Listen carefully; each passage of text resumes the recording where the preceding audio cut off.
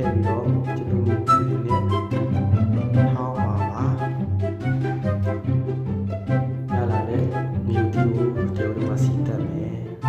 ဒီကြရိုးမျိုးတာတော့ချွတ်ချောက်တယ်ကျွန်တော်ဒီအားလေးထဲပါမယ်ဟောဒီချာပေါ်ရတော့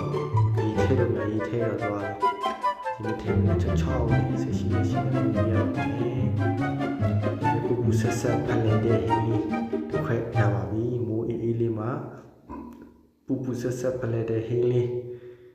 ချက်စားပြပါတယ်